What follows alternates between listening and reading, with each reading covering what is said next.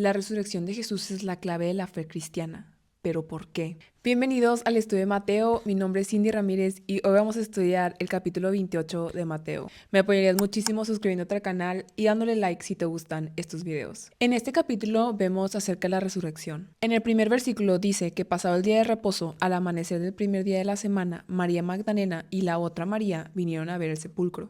La otra María no era la madre de Jesús.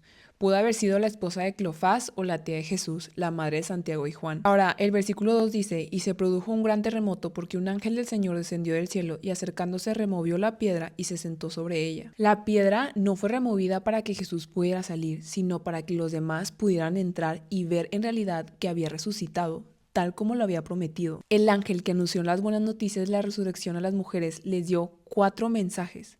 Número 1, no teman. La realidad de la resurrección brinda alegría, no temor. Cuando sientas miedo, recuerda la tumba vacía. Número 2, no está aquí. Jesús no estaba muerto y uno no debe buscarlo entre los muertos. Está vivo y está con su pueblo. Número 3, vengan y vean.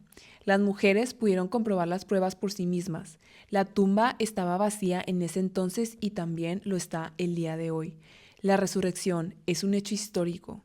Y número 4, vayan rápidamente y cuéntenles. Recibieron la misión de proclamar el gozo de la resurrección. Nosotros también debemos proclamar las buenas noticias de la resurrección de Jesús. El versículo 6 dice, no está aquí porque ha resucitado tal como él dijo. Vengan, vean el lugar donde estaba puesto. La resurrección de Jesús es la clave de la fe cristiana. ¿Pero por qué? Número 1, tal como prometió, Jesús se levantó de los muertos. Por lo tanto, podemos estar confiados de que logrará todo lo que prometió. Número 2, la resurrección corporal de Jesús nos muestra que el Cristo viviente es soberano en el reino eterno de Dios, no un falso profeta ni un impostor. Número 3, podemos estar seguros de nuestra resurrección porque Él fue resucitado. La muerte no es el final. Hay una vida futura. Número 4. El poder que hizo volver a la vida a Jesús está a nuestra disposición para dar vida a nuestro ser espiritualmente muerto. Y número 5. La resurrección es la base del testimonio de la iglesia al mundo. Jesús es más que un líder humano.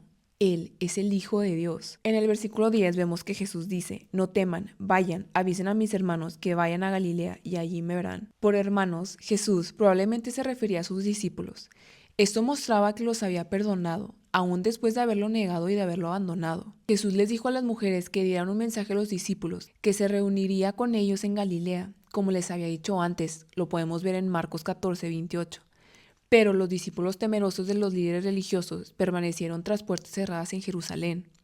De modo que Jesús se reunió con ellos allí primero y más tarde en Galilea. Imagínense esto, un grupo de mujeres se apresuraba por las calles buscando a los discípulos para darles las increíbles noticias de que Jesús estaba vivo.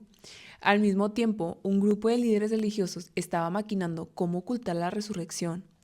Aún hoy en día hay una gran conmoción acerca de la resurrección y sigue habiendo 2 opciones. 1, creer que Jesús resucitó. O 2, negarse a aceptar la verdad, ya sea haciendo caso omiso de ella o tratando de formular una explicación. Después vemos acerca de la gran comisión. Dios le dio a Jesús la autoridad sobre el cielo y sobre la tierra. En base a esa autoridad, les ordenó a sus discípulos que fueran e hicieran discípulos, los bautizaran y les enseñaran sus mandatos.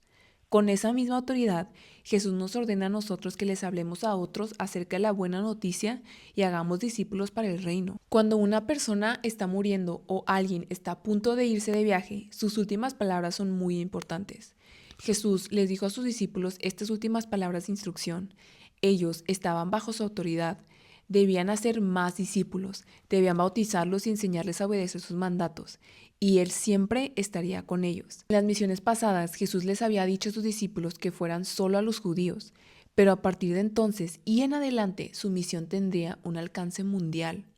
Jesús es el Señor de la tierra y murió por los pecados de las personas de las naciones. Debemos ir, sea a nuestros vecinos, a otro país, a nuestros amigos o en nuestra escuela, en nuestro trabajo, y hacer discípulos. Esta no es una opción, sino un mandato para todos los que dicen que Jesús es su Señor. Ahora, no todos somos evangelistas en el sentido formal, pero todos hemos recibido dones que podemos usar para contribuir al cumplimiento de esta gran comisión. Cuando obedecemos, encontramos ánimo en el conocimiento de que Jesús siempre está con nosotros. Estas palabras son muy importantes porque las palabras de Jesús afirmaban la realidad de la Trinidad. Algunas personas acusan a los teólogos de inventar el concepto de la Trinidad y hacer que la Biblia lo diga. Como vemos aquí, el concepto viene directamente de Jesús. Leemos que no dijo que debíamos bautizar en los nombres, sino en el nombre del Padre, el Hijo y del Espíritu Santo.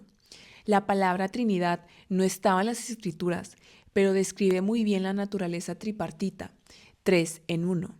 El Padre, el Hijo y el Espíritu Santo. El versículo 19 dice, vayan pues y hagan discípulos de todas las naciones, bautizándoles en el nombre del Padre, del Hijo y del Espíritu Santo. Esto es muy importante porque los discípulos debían bautizar a los nuevos creyentes, porque el bautismo nos une con Jesucristo en nuestra muerte al pecado y en nuestra resurrección a una nueva vida. El bautismo simboliza sumisión a Cristo, disposición a vivir en la forma que Dios ordena e identificación con el pueblo del pacto de Dios. El versículo 20 dice, enseñándoles a guardar todo lo que les he mandado. Y recuerden, yo estoy con ustedes todos los días hasta el fin del mundo. ¿De qué manera está Jesús con nosotros? Estuvo personalmente con los discípulos hasta que ascendió al cielo y luego espiritualmente por medio de su Espíritu Santo, y esto lo podemos leer en Hechos 1:4. El Espíritu Santo sería la presencia de Jesús que nunca los abandonaría. De igual manera, Jesús permanece con nosotros por medio de su Espíritu Santo. Las profecías y genealogías del Antiguo Testamento que se encuentran en el libro de Mateo presentan las credenciales de Jesús como Rey del mundo, no como el líder político o militar que los discípulos inicialmente esperaban. Jesús es un Rey espiritual que puede vencer toda maldad y reinar en el corazón de cada persona. Si rehusamos a servir fielmente al Rey, somos súbditos desleales, dignos de ser expulsados del reino.